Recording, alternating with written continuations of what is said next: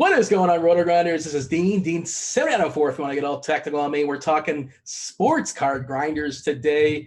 No DFS going on currently, at least not in major sports. Of course, some other sports as well. And right around the corner, baseball, basketball, hopefully will be coming up. Today, we're going to be talking some sports cards grinders. Well, that's the name of the show. We're talking sports cards. Yeah, I don't know. We're talking with grinders. How about that? There you go. Seamless segue to my panel.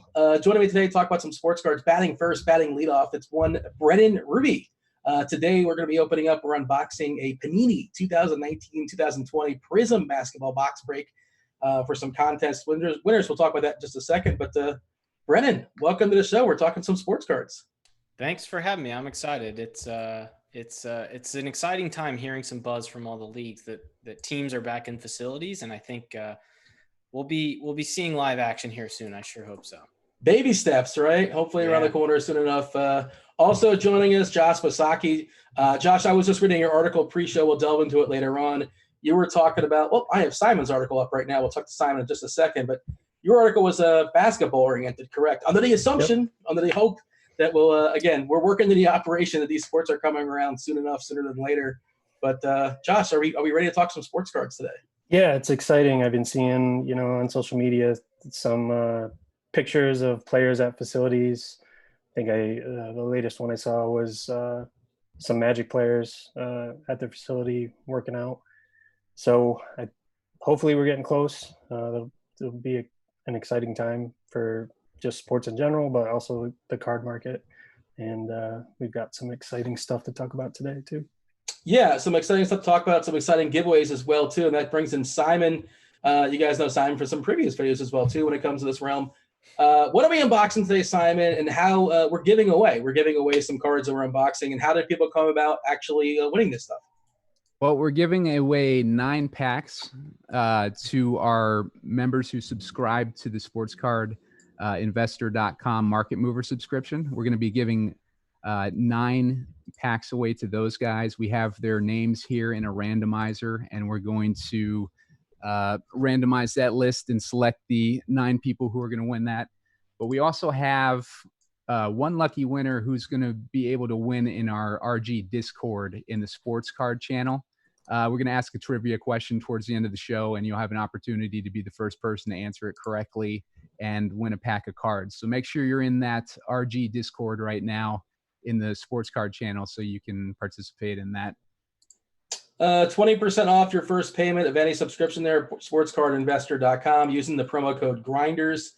I asked you this before the show, Simon. I believe you said the value of that box is somewhere around, what, $250 or so? There's 10 packs in there, so it's essentially like a $25 value. Does that sound about right? Yeah, we bought this one for $220 probably about a month ago or so. So it's probably up in that $250 range by now, maybe even higher. I haven't looked on eBay for it's a mega box. I haven't looked on eBay for a while for one, but I would imagine it's in that range. Josh, what's the card we're looking for? What do we want? What do we want to come out of there? What's the best card? We want a Zion Silver. What's the going rate for the Zion Silver? You can sell it raw for over 500. If it grades at a PSA 10, several thousand, 2,000-3,000. So why would somebody sell it raw? If they're not confident it's on a PSA 10? Yeah, if the centering's off or there's some kind of issue, they would just sell it raw, or they don't want to take the time to grade it. They just want the money right now. So when you're buying cards, are you more apt to buy cards if they have a PSA grading? I like trying to buy raw cheaper and grade myself. That's kind of what I'm into right now. But investors, they don't want to go through that process. They're just going to buy the graded cards. There's a certain value in that, I suppose, certain upside and certain potential downside as a risk reward. That's what it sounds like. Yeah, if you can buy raw and it's in good enough condition to grade at a 10 with any of the companies, you're due to make a significant profit, most likely. How about yourself, Brandon? Do you have a similar strategy as far as if you want a PSA or not PSA? Is it worth paying for the upgrade? Is it worth getting your card graded and potentially it's not graded a 10 and all of a sudden it's worth less than you thought it would be? Yeah, so I will do a little bit of both, especially the older cards like Curry rookies, LeBron rookies, or their second-year cards. you would imagine that so much time has gone by that if they were in good shape, they would have been graded. So you're probably better off with the older cards, just going on and getting something that's already graded. Now, if it's newer, yeah, you can look at the pictures, and if you think it's a good bet, with a lot of the newer stuff, you need a 10 to really pay off your value, but 9s will break you even at least, and save the value as time goes on and protect the card. So with the newer stuff, you really are looking for a 10. It's a little bit of a gamble, but for the older stuff, if it was in good shape, it probably would have been graded by now. So you're better off probably just sticking to something graded with the older stuff. Simon, how's our randomizer looking? Are we doing that right now on the fly? Have you already taken care of it? Yeah, let's do it right now. All right. Devin, make sure it's on the up and up, just one shot only. Yep. Don't want any shadiness. Devin, if you can call up the screen share. You can see all these names are the sports card investor names. So when they when they signed up for their subscription, this is their username on Sports Card Investor. So as you can see, we got about 35 names in here, and we're gonna do a randomizer. And when the list comes up, we're gonna take the top 9 people on that list, and those will be the ones that we open the packs for at the end of the show. So let's do randomize.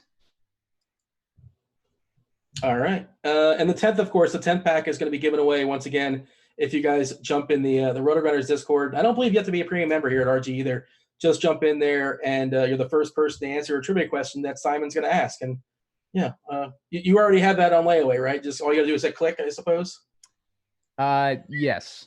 Yeah, I have the I have the list here now. Like I'm imagining it's up on the screen right now, and people can see it. Number 1, I'll read through these names real quick, if I can. Kopi Sedik, Bohemian DFS, MSD 820, Gundala, Tailry 20. It's not so easy being a host sometimes, is it, Simon? Yeah, no, these names, man. Sagag Ineni. It's on the screen. Wustenfuchs, Ababa 24, and G Sports 33. So those are our 9 names from the Sports Card Investor subscription signups that are going to be getting a pack at the end of the show that we'll be opening for them. And then, as Dean mentioned a few minutes ago, we'll be giving away that final pack to someone who answers a trivia question correctly at the we'll put it in there when we get to the box break. It'll be regarding what you hear on the show today. All right, so each one of you guys have a player targeted for as far as the NFL when it comes to just on the idea of strength of schedule. And Simon, I'm going to start with you because I have your article up right now, and based upon strength of schedule, some of the cards, some of the players that you're interested in. And, I'm going to ignore 5 players listed. Number 5 happens to be Mitch Trubisky. We're going to pretend like that's not on there. You're talking value, you're talking price and cost. Everything has he's probably cheaper, I assume. But based upon strength of schedule, sell me on a player and what card I may want to attack with this upcoming NFL season. All right. Well, we have the Warren Sharp's strength of schedule graph up. Looking at the Colts have, looks like by a significant margin, the easiest schedule coming up this season, according to this Warren Sharp chart. The player that I'm most interested in, because I'm not interested in Phillip Rivers, is Baker Mayfield at number 3 here. Baker Mayfield is in a situation where he has a new coaching staff, a new front office. Odell Beckham was hurt for most of last season. He's in a better situation going into this season. And I think the hype that went into him going into last season should be going into him this season instead. The schedule looks a lot easier than he had last season. And I just think overall, it's a guy that you want to keep an eye on when it comes to sports cards, especially. I'd probably be drafting him in best ball leagues as well, though. Brennan, Josh, anybody want to confirm or deny? Anybody want to take Simon up as far as his recommendation here? I'll take your silence for confirmation. Indifference. The Browns are always tricky, but he certainly has weapons and the pedigree to really pay off. So if you're looking for a buy low opportunity right now, it's probably the time, because so far he's underperformed. So being from Columbus, Ohio, I had a lot of Browns friends, and it didn't look very fun to root for them. But yeah, he's certainly got the pedigree and the requisite weapons to put together a pretty nice season, which should help out his guard values, especially in light of a really soft schedule, at least an expected soft schedule.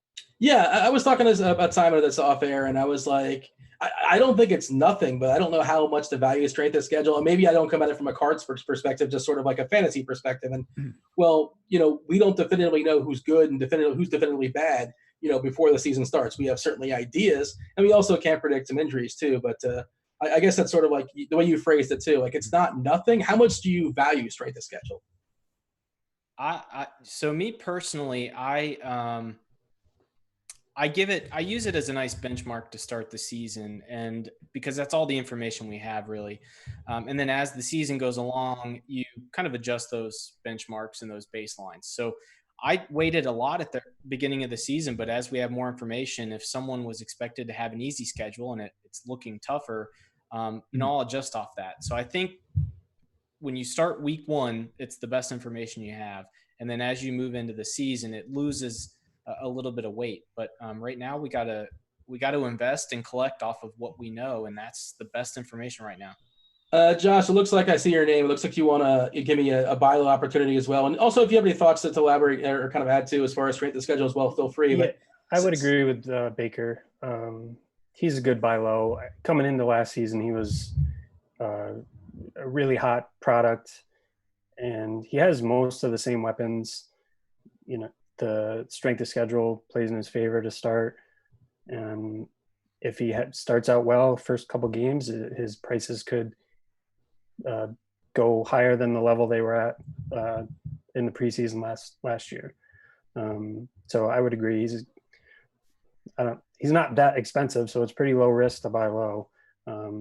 For what do you know off the top of your head, like what his price or what it was last year, what it is now? Like what percent did it drop, give or take? I know it depends on the card.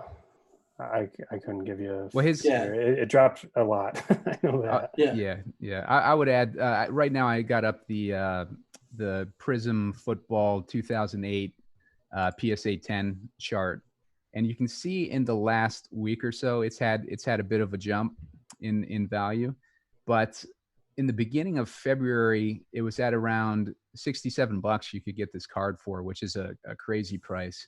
So that kind of gives you an idea of how low he fell by the end of the year. At the beginning of the year, with the hype he was getting, I would imagine he was probably closer to the level he's at now, 181 or higher.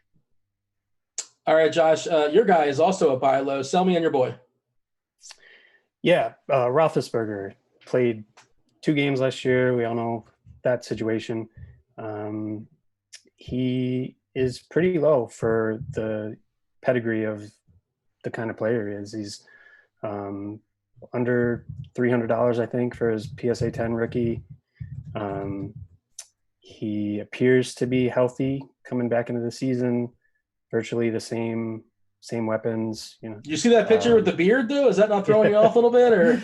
I don't know. Maybe it'll help him a little bit. I don't know. But Juju's really good. He, had a terrible year last year, but he should bounce back. Their first pick in the second round was a wide receiver.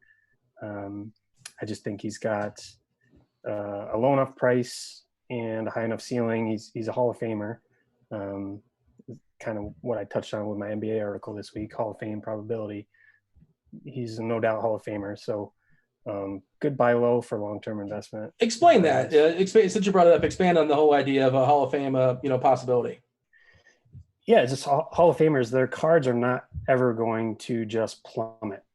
Hall of Famers are, most likely going to see a gradual increase up until at least the announcement that they're going into the Hall of Fame. After the Hall of Fame, I've seen trends where some, kind of taper off, but they're never going to go down to zero. Like, they're never going to just fall off the face of the earth. So up until they get announced for the Hall of Fame, in my eyes, they're good long-term. Brennan, you on board with Big Ben as well? Yeah. No, I think it's the opportunity to attack him. We know he's had some big years. He's pretty volatile, and that's what you want when you're looking for big returns. So if he comes out and has one of those, vintage Ben Roethlisberger seasons, it could pay off really, really well. And I agree on Schuster. He underperformed last year. He could really pop off this year. All right, see Big Ben and raise him. What do you got? I got Dak Prescott. And now this certainly isn't a buy low opportunity. His price has come up quite a bit since the draft, since they took CD Lamb. But, as we release these strength of schedules, Dak has one of the easiest schedules from a quarterback perspective. And so I think you have to look at that and think that if he's got a new weapon, then, in an easy schedule, he could really pop off. I actually think that his October schedule is very soft. So if you're looking for a quick turnaround, if he gets hot in October, you can sell him at the end of a 3 or 4 game run. That'd be a big deal. We also ran some market cap numbers today. I don't know if we can get it on the screen, but I had previously run some market cap numbers for LeBron James. And basically what I did was I took the average card price and multiplied it by the PSA population. In this case, I did it for Dak Prescott, Deshaun Watson, and Lamar Jackson. And Dak Prescott for his PSA 9 and PSA 10 Prizm in 2016 comes in at $299,000.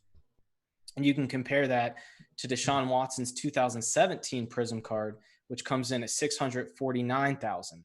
And, when you first look at their prices, Dak Prescott's PSA 10 is $381, Deshaun Watson's PSA 10 is $399. You might think, okay, they're pretty evenly valued.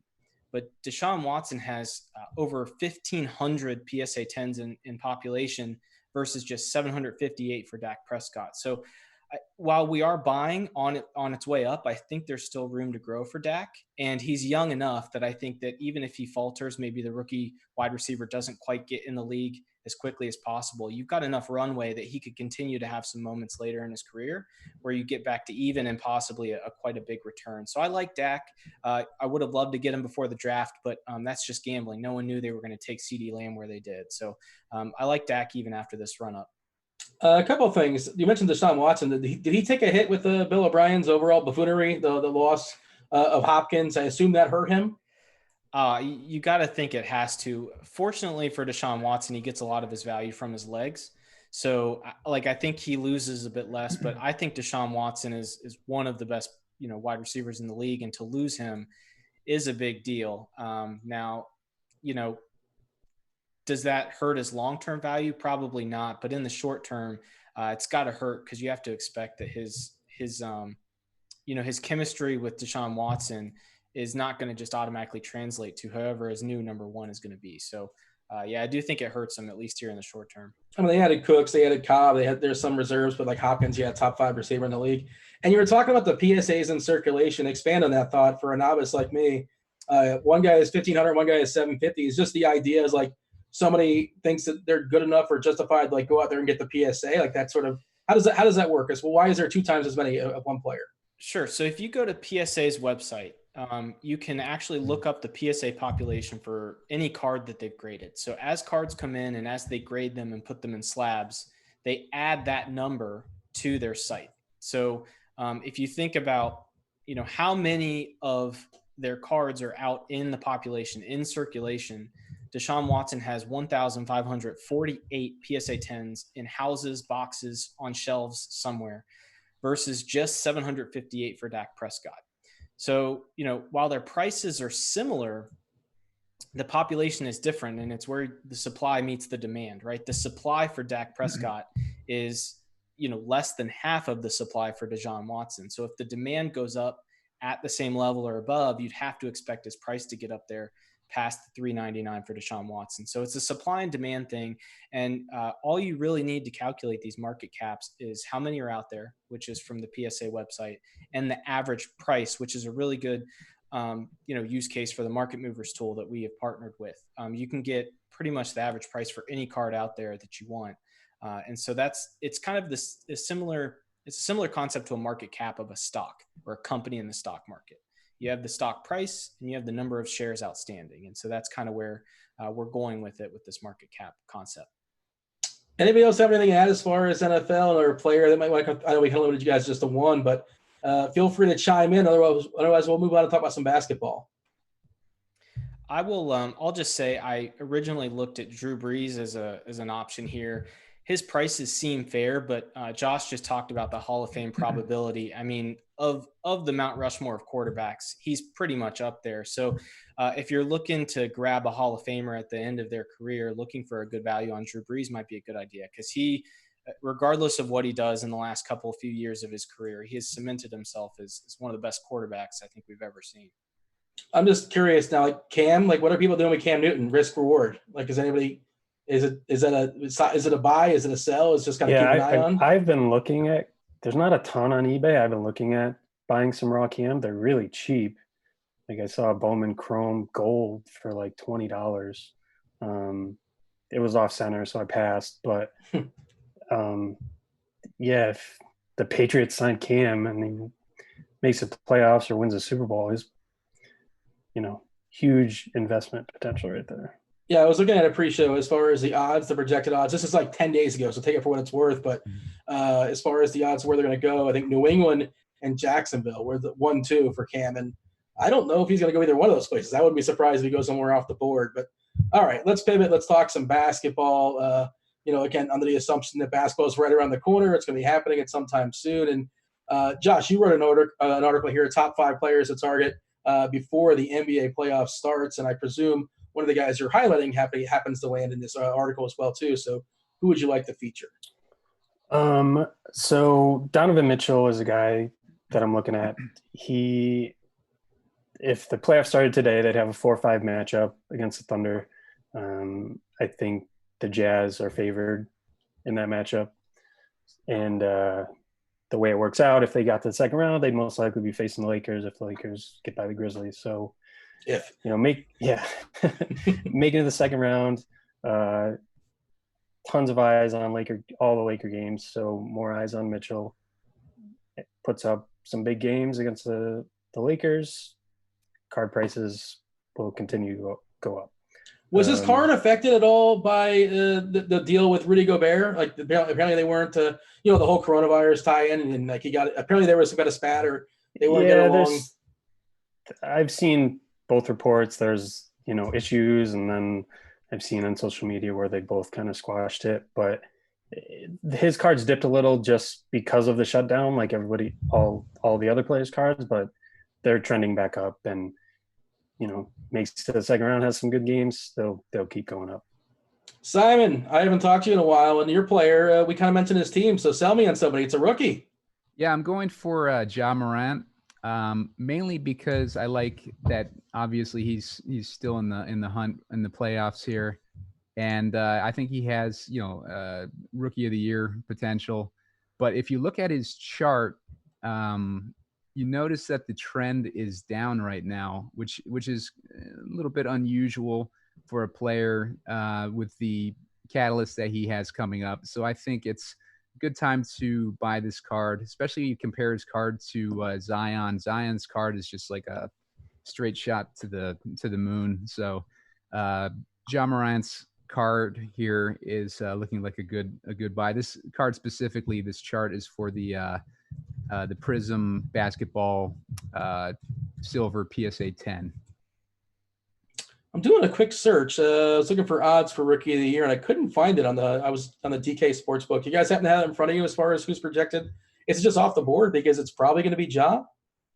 Yeah, I haven't seen odds, but I think pretty much everyone's given it to him at this point. I think if Zion had more games at the end of the season to try to catch up, that absolutely might have happened. But with as many games as Zion missed, I don't think it's really a competition at this point. So it's a little bit disappointing we didn't get to see that race. But I think Ja Morant, especially with his team in the playoffs, will probably get that. And it's almost probably a sure thing at this point. Yeah, I mean, I know some people were trying to buy shares of Zion, and like you said, they had a chance to close in on Memphis as well too, I believe. Not just racking up those points, but jumping in the playoff race too. But that's probably not going to happen. I hate wildly speculating, but it seems like if basketball comes back, and I presume it's going to come back in some form, a good portion, if not all, the regular season is going to be chopped off. Is that kind of essentially what we believe? Does that make sense to you guys? Yeah, it makes sense to me. I think we've heard that they would need a 4 to 6 week ramp up even before a playoff started, and they're shooting to start the 2020 season in December. So if you think about having a little over 6 months to get all of that in, it's probably hard to play much of a regular season after this. Yeah, we had this conversation off air, and like, sure, let's bring it on here. Why not? As potential guys, buy low players that might benefit from the big break as far as coming back from injury. And Josh, the first one I thought of, I was thinking about was Durant and Irving, and I think if it's either both of them or none of them. And Woj, the NBA authority basically and everything came out and said like Durant's not coming back, and the GM Sean Marks said I wouldn't rule it out just yet. So in Vegas, DK Sportsbook, I believe, has that 60-1 as far as Brooklyn winning the titles here. So they don't seem terribly scared of the prospect. And if they do come back, maybe they probably can't beat whatever LA team comes out of the West. Your thoughts as far as that, or maybe anybody else that's worth keeping an eye on as far as maybe healed up, as far as their injury and when they come back. I would be shocked if Durant and Kyrie played. There's really no upside. They're not going to make a run in the playoffs. So why even risk it? Especially Durant coming back from that kind of injury, which does leave an opening on the Nets for Karis LeVert to have a lot of opportunity in the playoffs. So he could have some nice games. You could see a spike in his prices for a quick flip. I don't know if he's a long-term hold, but by now, a couple good games, you could make a quick profit on him. There's some other players. I think Ben Simmons is healthy, so he's kind of set. I mean, his prices have been kind of flat. So if they make a run, his prices could go up too. The regular season for the NBA basically means nothing. Like the best teams, all the good teams, these pretty decent teams are going to make the playoffs. But that said, the Philadelphia being in the 6th spot in the East is thoroughly disappointing, man. Coming into this year, we thought they'd be much better, and they had a lot of issues with injuries as well too. But just kind of taking a look here as far as the schedule, and I guess he would line up with a Boston if they didn't play any more games left, and they all of a sudden just jumped right to the playoffs or something like that. Again, who really knows how that's going to play out? Simon, you got anybody for me as far as keeping an eye on injury wise? I would go with Simmons too, and I hope he does well. Cam, RotoGrinders founder, and I did a box break a few weeks ago, and I actually got this card out of it. So Ooh. Yeah, so that's a nice Oh, he's card. not shooting at 3. So that was a good hit. So I'm hoping for him too. So what's that worth? What's that card worth? You're holding up? Ah, man, I think it was like 400, and this is what? raw. Yeah, raw. So after it gets, if I send it in to get graded, I'm not sure if the centering looks pretty good, so I might actually send it in to get graded. So that would significantly raise that price on it. If your card's off centered, is it worth like not getting it graded, like out of fear, or is it just like everybody knows it's not centered correctly? So, like, what's the strategy there? Go ahead, Josh. It really depends on the card. I mean, LeBron rookies, the Topps Chrome rookie for LeBron, that whole set had centering issues. So that makes the PSA 10 and the Topps Chrome of LeBron's rookie year set really rare. But even a PSA 7, PSA 8 that's off center is still a couple $1,000 graded. So it really depends on the card. Yeah, I never understood how they have these off-centered issues. Like, they have these factories, they can't line it up perfectly. Why can't they do 50-50 distribution? How is this so hard? It's just 2020, right? Like, why can't we figure this out in the factories? Well, Brennan could probably answer that, because there's a lot more population of those PSA 10s going around for Prizms, I believe, right? Yeah. So you would think that they could get it spot on every time. I think it's a combination of, I think if I understand it correctly, they're printed in big sheets and then cut. So I don't know if they come down the line so quickly that they're not always aligned how they should. And it could also potentially be that people don't want everything to come out of PSA 10. So maybe they're baking in some imperfections. That makes sense.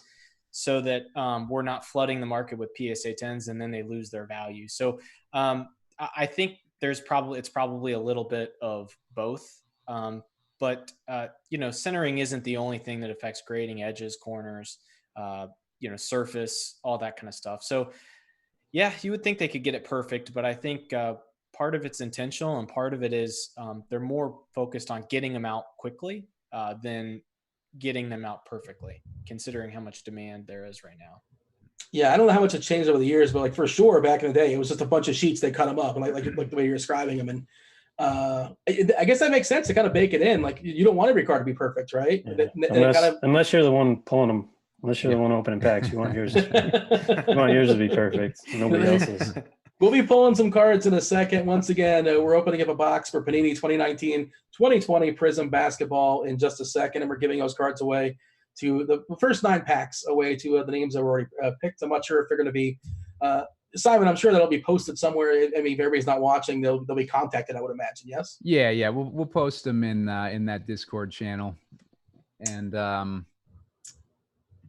we'll be contacting the winners. We have their email addresses associated with those usernames too, so we'll be contacting them for their shipping addresses so we can ship these out to them.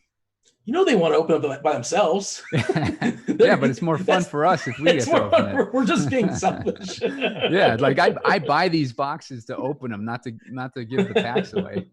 You'd be surprised, Dean. That's like a huge market right now. People just buying packs online from other people, just so the other person can watch their stuff being opened by somebody else. Wait, so like a celebrity opening up for them? No, there's breakers. That's a thing. Like guys are on Instagram and Facebook. You buy the product from them. They open your product on camera and ship the good cards to you, and keep the base cards or donate the base cards. Oh, okay. It's a huge curious thing right now. Yeah, I was not aware of this at all. I didn't know this was a thing. So yeah.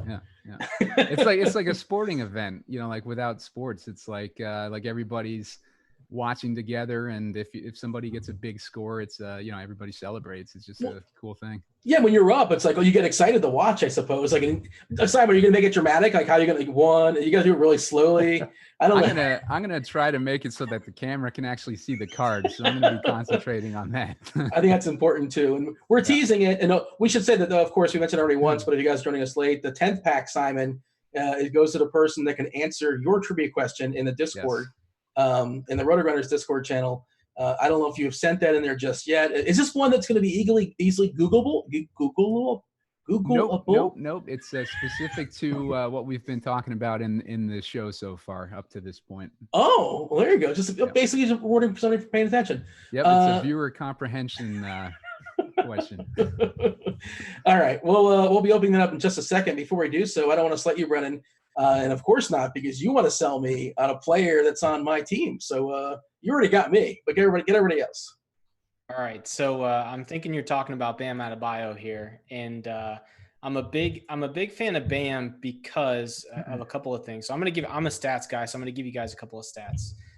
For the 2017 draft class, Donovan Mitchell leads that group with a 6.5 value over replacement, followed by Jason Tatum at 6.2, and then Bam Adebayo comes in at third at 5.6.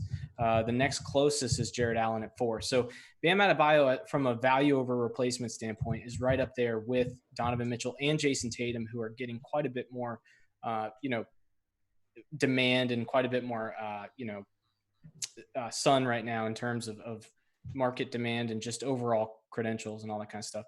Bam Adebayo actually leads that group in box score plus minus and win shares per 48. So needless to say, Bam Adebayo has been almost as good or as good as both Donovan Mitchell and Jason Tatum.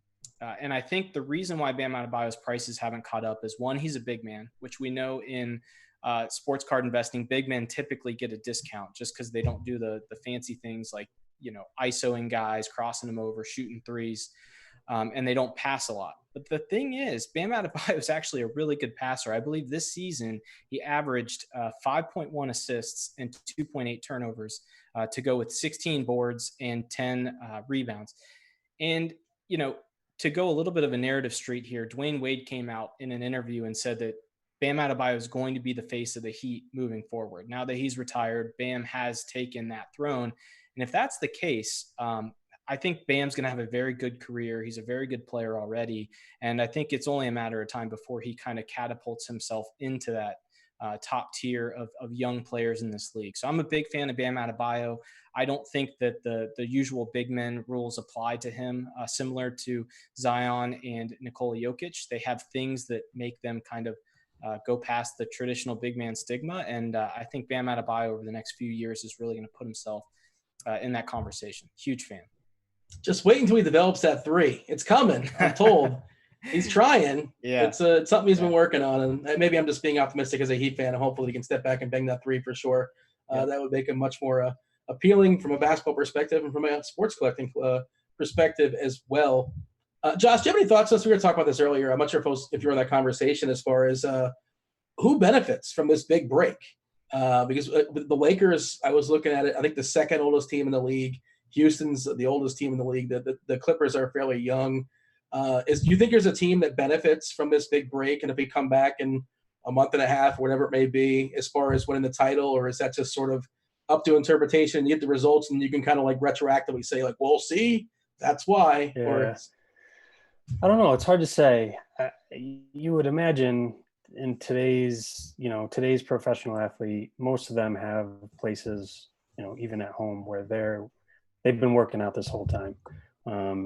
It's not like the 70s and 80s where they're, smoking cigarettes in the locker room. These guys are. It's not an exaggeration. Yeah, these guys are professional athletes, multi-millionaires, billion-dollar businesses. These guys are for the most part, keeping their bodies in tune. Maybe the older teams might have fresher legs, maybe, but I think it's really hard to say given the break. But most guys should be at least in shape, not in basketball shape, timing and all that stuff, but their bodies should be at least be in shape. Yeah, personal trainers, some have personal chefs, I'm sure. That definitely they can benefit from it. Thoughts, Simon or Brennan? Anybody want to expand on that?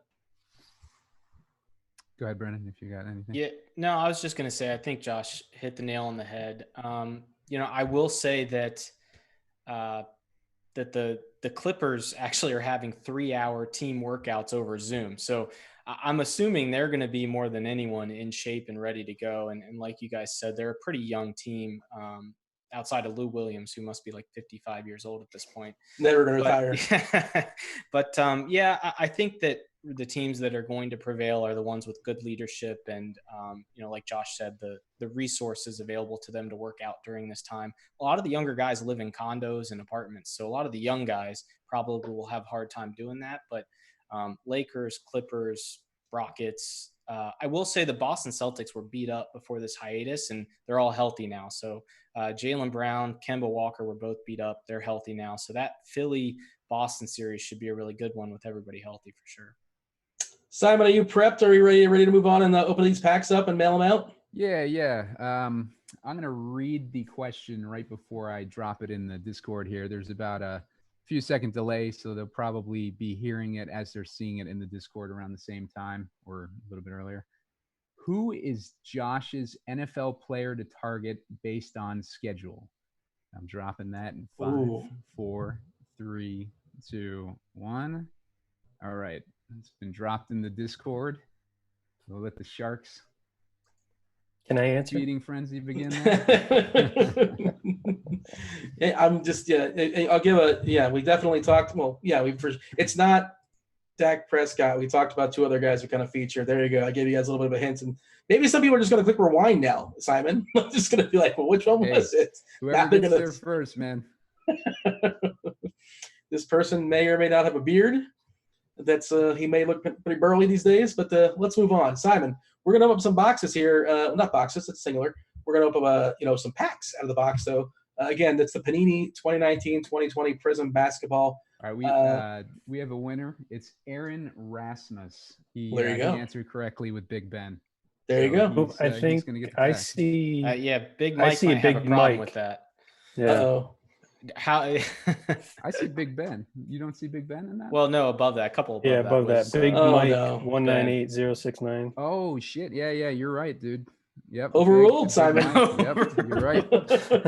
He must have answered as I was after I spoke it. So, We'll just yeah. cut the cards in half and send one half to each. Well, they get offsetting. Pretty sure that's a good right. portion of them. Sorry about that, Aaron. We'll send him out a T-shirt or something. I don't know. Oh, false alarm. Sorry, Aaron. Give him the home. We'll give him the home version of this game. How about that? Yeah, we'll give consolation give prize. you a T-shirt, Aaron. You can send me your address. Simon, do we have the first pack all fired up? Not yet. Let me switch cameras here. Okay, the first pack goes to Copacetic. I believe I'm saying that correctly. So there you go. There's the box. It looks all lovely. I'm seeing there in the camera. As Simon is setting this up, let's see. Brennan, what do you have for me? Give me a sleeper card. You know, we held you just to one as far as basketball. So give me somebody else that's a card that you're bullish on right now, or just a player. I'll give you a super sleeper. It's definitely going to be a quick flip. And I don't think I've said this on any of the shows yet. I'm a big Michael Porter Jr. fan, so I think it's kind of obvious. He's not a crazy name, but Malik Beasley, who used to play for the Denver Nuggets, is now with Minnesota. And if you look at his splits from when he left Denver to start in Minnesota, he was scoring, I think, something like 24 points a game, taking like 8 to 10 threes.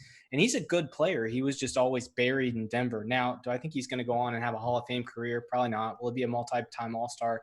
Probably not, but you can probably get his cards very cheap, and he might average close to, if not over 20 next year for a Minnesota team that got rid of Wiggins and now has Towns, D'Angelo Russell, and some competent players. Hernan Gomez came over from Denver as well. So I'm a big fan of Malik Beasley. I think he's just kind of been waiting for a chance to get minutes, and he might pay off at very cheap prices.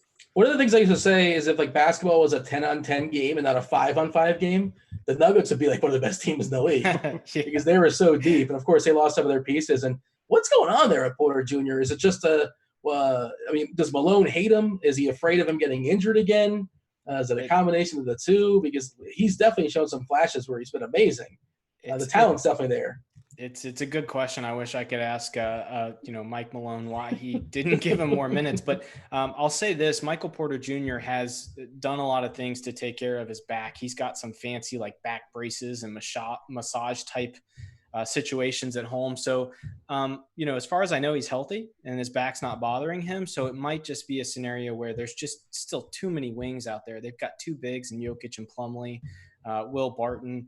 They love Monte Morris out there, Jamal Murray. So like you said, if it was 10-on-10, they'd be great. But, he might have been dealing with some conditioning things as well. Rookies or first-year guys typically, he's a second-year guy, but it's his first full season. He might have just been getting fatigued. So hopefully he'll start to see some minutes here soon. Yeah, feel free to jump in here, Simon, if we're all set up. Or I have more questions. I'm just having fun. All right. So just so the viewers know, the cards, once they're opened, I'm going to be putting them in numbered bags like this, so everybody's cards get to the right person. So we will open up this first pack here, going from the top down. This is Copacetic's pack. Yep. Get excited, Copacetic. All right. All right. Try to open this ever so gently. Do we have dramatic like pack opening music? Get the copyright from Who Wants to Be a Millionaire or something like that. I don't know what the. Whenever you're, I can't do sound effects. I just lost your camera, Simon. I don't know if that was just me or for some reason I don't see your camera anymore. Nope, that's just me. I think Never mind. I'm still here. All right. Yeah, I gotcha. All right, guys, here we go. Fire away. Trying to open it delicately. Yeah, no, let's not create any dings here. Don't freak out if you pull a fancy Zion. I saw someone almost break a Michael Jordan in half when they pulled it out of the pack on YouTube. So try to keep your composure if we get like a big Zion auto or something. His cards are skyrocketing now because of the documentary, right? That's right. Yep. Yeah. People are just finding out this guy was good. we should be buying his cards. All right, guys. Let me know if you see anything interesting here. Oh, zoom out a little bit. There we Good. go. Right there. Yep. Can you announce the names because I can see it I can't read the lettering. Sure. Is that just me? Nasir Little. All right. Not a bad rookie. We get an emergent PJ Walker. What does that mean? Emergent? That's a certain kind of like brand in the series. It's an insert, like a parallel. It's not the base. And we got Clyde Drexler here. The Glide. So, kind of a bust pack there. What was the best card in that pack? Probably the Nasir Little rookie card. Everyone kind of thought he was a steal of this draft. So Portland's one of those teams where rookies have a hard time getting minutes. If he, can come out and put something together here soon, he could see his values go up for sure. Pack number 2, Simon, is BH. Yeah, you struggle with this one too.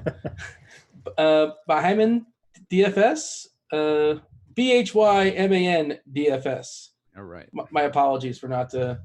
I'm sure I butchered that.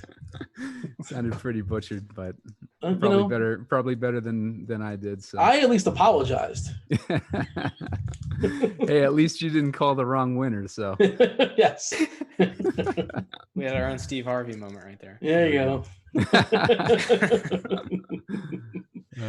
Oh man, good for Steve Harvey. We got Derek White. All right. Nick Claxton. Nick Claxton. Yep. We got a dominance card, Nikola Jokic. And we got Justin Jackson. So I'll let you guys be the judge of that pack. White's pretty solid. San Antonio? Anybody? Fans?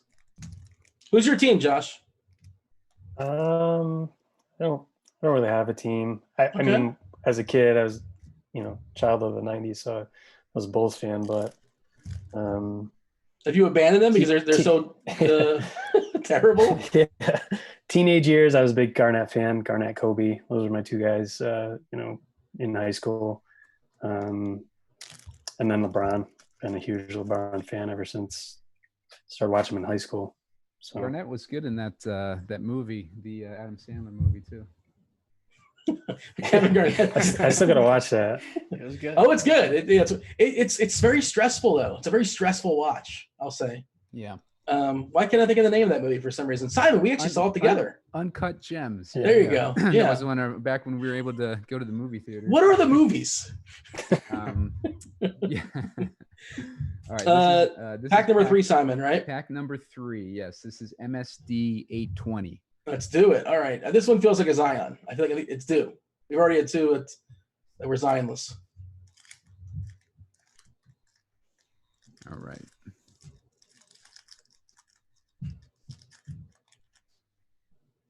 I like how you're opening the pack on camera too to make it just in case there's no. Yep, no shady business here. All right, we got Ben Simmons, but it's not his rookie, so who really cares? There's a good one. RJ Barrett, Steven Adams, and Steven Adams is like 15 brothers and sisters. Google Wikipedia Steven Adams. It's amazing. This guy's got a hell of a life. I talked over your sign. What else do we have? I apologize. I just got excited. Dwayne Dedman was the last one. I'm going to take a second to put that RJ Barrett in a little sleeve for the dude. Is there like one rookie, quote unquote, guaranteed per pack? Is that a thing, or it just kind of works out that way? Yeah, I don't think there's a guarantee per pack. Okay. Per box, I believe you're going to get three silvers and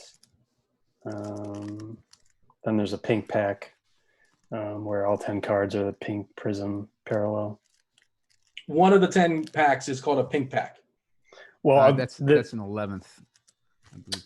Oh, okay. Is that the 11th pack? Okay. Yeah, I think so. Yeah. So all the cards in that pack are a parallel card, and they're the pink variation. There's different variations. This is a Walmart Mega, so they're pink. If you buy the same box at Target, they're red. And different box variations have different color parallels in them. Do they have different values? Yep. I mean, is Walmart more desired than Target, or is it? I mean, these are conversations. I think the pink and the red are pretty similar. there was a hanger box that you could buy that was the only box that had the orange parallel in it, and those are pretty valuable, the orange ones. All right, this is number 4. Pack number 4, Simon. This is Gundala. All right, this is the Zion. It's happening. I think. Maybe. I'm being optimistic. All right, here we go. Pascal Siakam. Love Pascal. Isaiah Thomas. Yeah, I can. Yep. RJ Barrett, Instant Impact. Langston Galloway. So that's Siakam's. It's not his rookie card, so it's just not as desirable. It's just how it works. Essentially, you want the rookie card, and more or less that's it. Pretty much, unless it's like maybe a new team card would be worth a little bit more. Yeah, like this year's Prizm is the first time LeBron is in a Laker uniform in Prizm, so they're calling it his Lakers rookie card for Prizm. Yeah. So it's shot up in value. Like last year, it had the Laker logo on it, but he was in a Cavs uniform still. Yeah. When Optic came out last year, that was the first card where he was in his Laker uniform. So Optic from last year is popular because that's the first Optic card where he's in his Lakers jersey. This next pack, Simon, is going to Taylor 20. 5. Yep. Taylor 20. Pack number 5. Looks like. Who's that signed baseball, Simon, that we're staring at? I see one on display straight ahead. Oh, that's that might be Griffey Jr. and Senior. Oh wow, same ball, yeah. Nice. So we got Oladipo. We got Brandon Clark. All right. We got something here. Stephen Curry, NBA finalists. Let's see. We got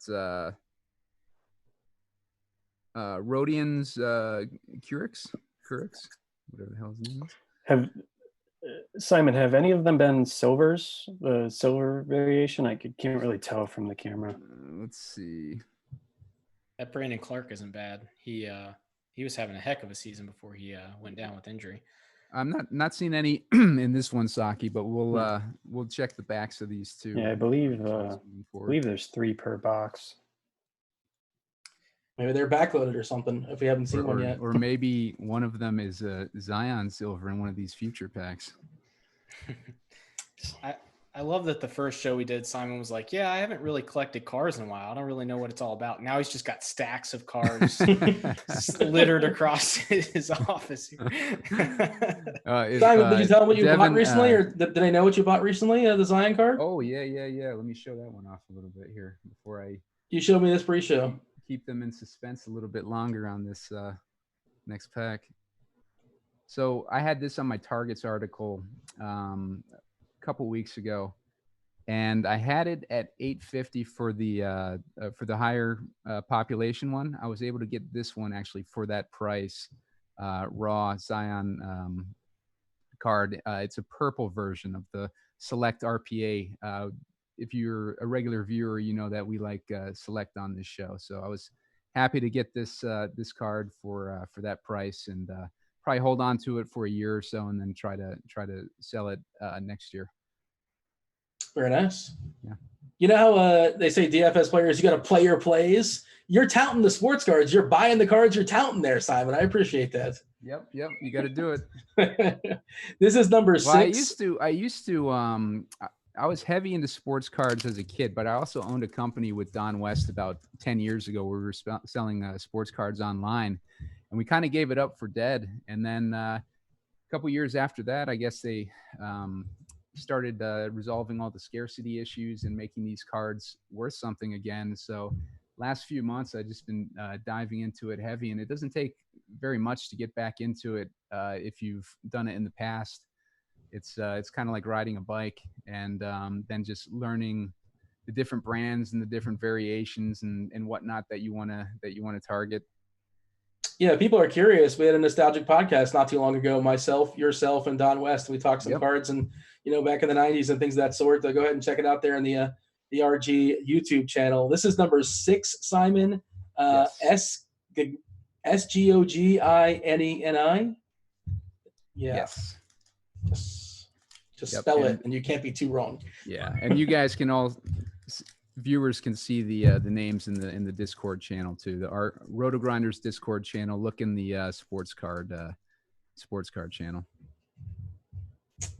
Let's do it, Simon. What do you have for us? All right, we got Jahlil Okafor.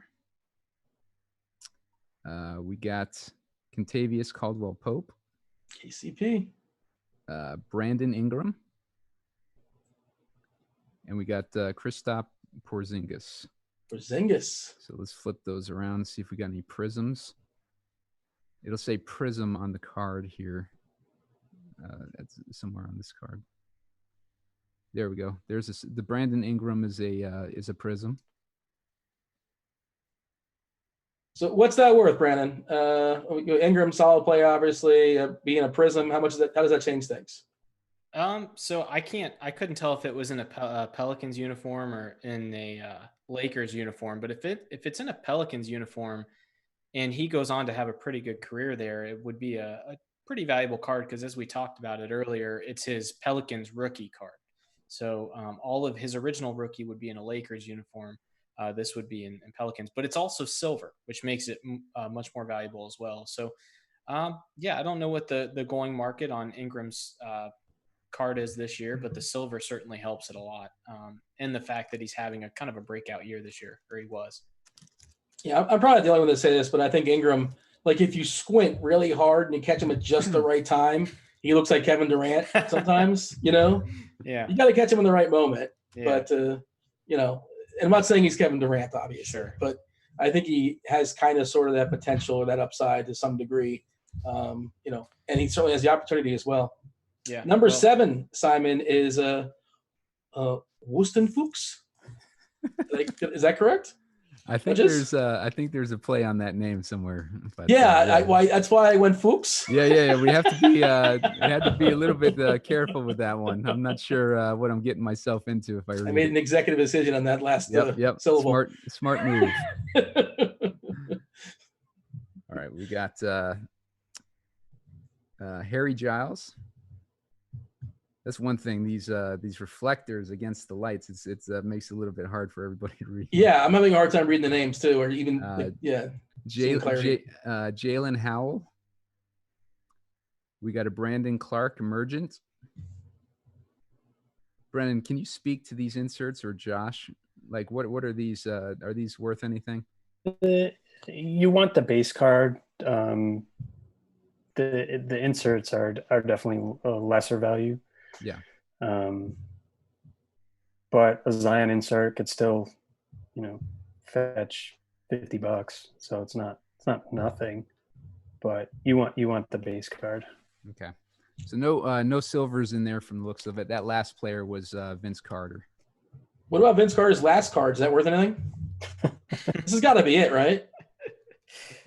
Oh yeah, it's got to be it. I don't think there's any evidence to back up the retiring card is a super valuable one. But, I'm all for it. I it's kind of weird that it's rookie or nothing sometimes, but yeah. So I'm sure they'll start releasing some of his, like in this year's set. You can still get Kevin Garnett cards, Allen Iverson cards. So they still do release some veteran cards with every set. Yeah, we saw Clyde Drexler earlier. Yeah. He's pretty sure he's been out of the league for like 25 years, at least 20. All right, we got pack number 8 here. Pack number 8, Simon, is Ababimian 24. There you go. Good luck.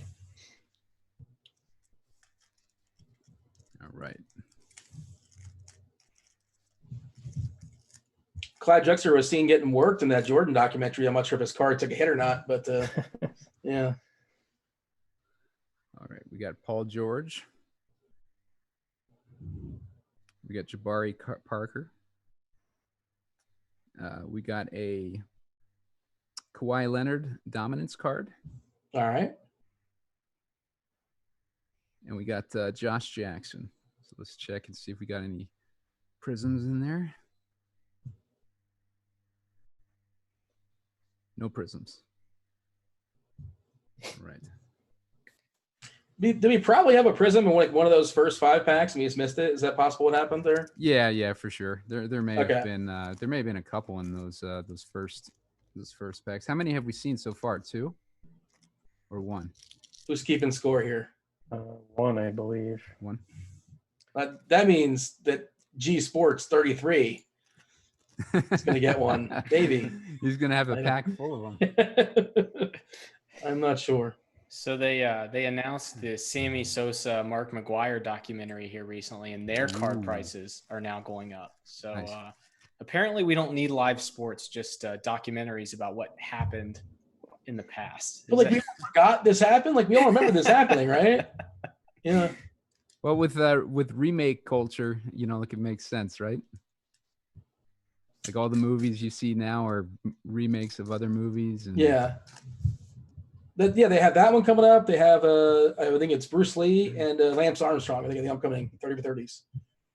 What do you have here, Simon? All right, we got Bruno Caballo. Caballo, yes. Caboclo. Justin James. We got Anthony Hardaway. Penny. Yep, looks like a classic card. Spencer Dinwiddie.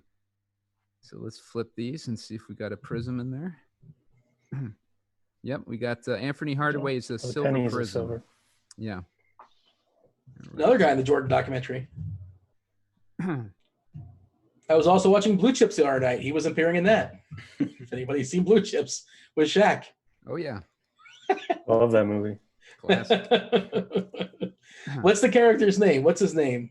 Shaq's character?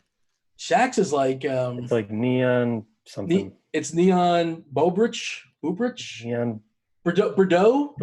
Neon Bordeaux or something. If only there was a machine that could type this in and get the accurate answers. Yeah. All right. We got Big Mike. We got our winner, our Discord winner is getting a pack here. Now, All right. If this doesn't have a Zion, I think we're pretty much illustrating why you want to buy the cards as singles as opposed to these boxes.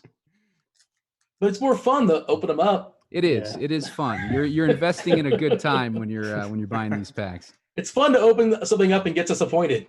Yes. Yeah, but there's definitely not $250 worth of cards that have been opened already. So It's disappointing. All right. So we got Draymond Green. I'm gonna write a letter to Panini. Oh, we got Kobe White rookie. Kobe White, that's a good one. Not a prism.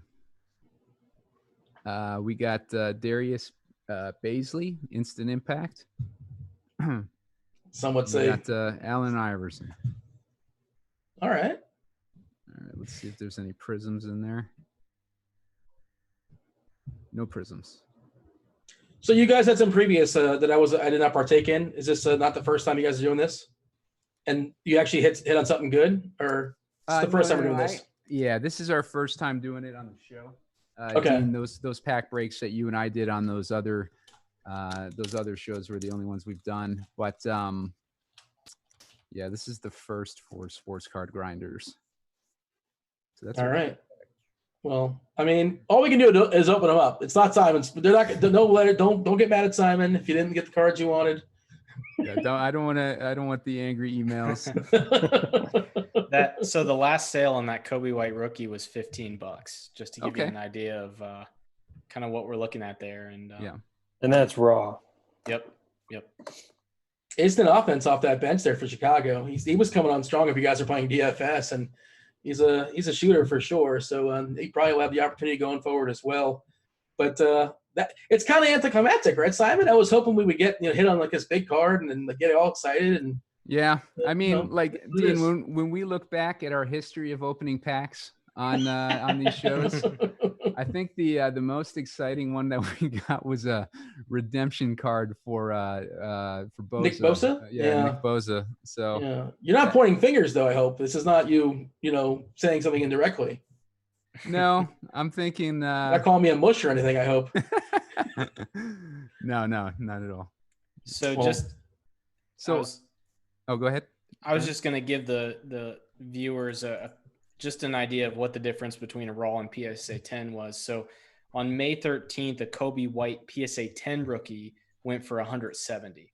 So it multiplied the value of it. Now, these are rough numbers. You'd want to look at averages over a couple weeks, but just to give you an idea of what the difference could be from a raw to a PSA 10.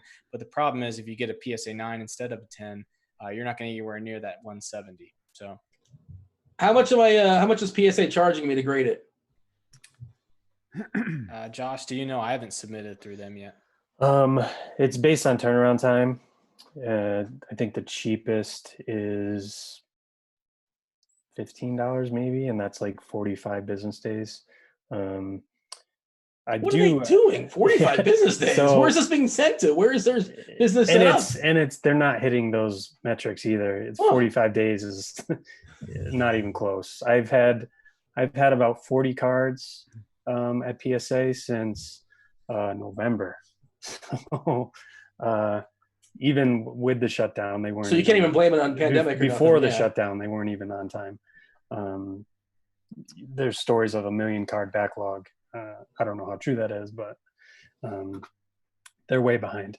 But I did submit to SGC, and I did get them back yesterday, actually. And I do have a Kobe White, and I got a 10 on it. So nice. SGC doesn't yet have the resale value of PSA 10. I don't think I'll get 170 for that card, but I could probably get hopefully at least 100 for it. Josh, what were your thoughts on their grading? Like you sent in a bunch of cards to kind of test their grading. What did you find out? So I sent in 15 cards. I got 4 10s.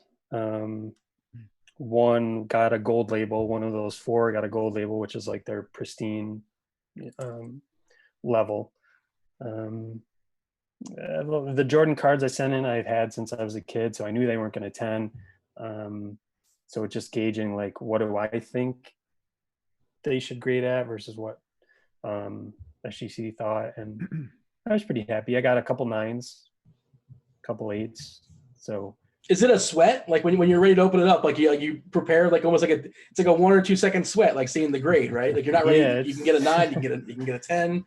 Yeah. I mean, a 9 to a 10 is potentially hundreds or thousands of dollars.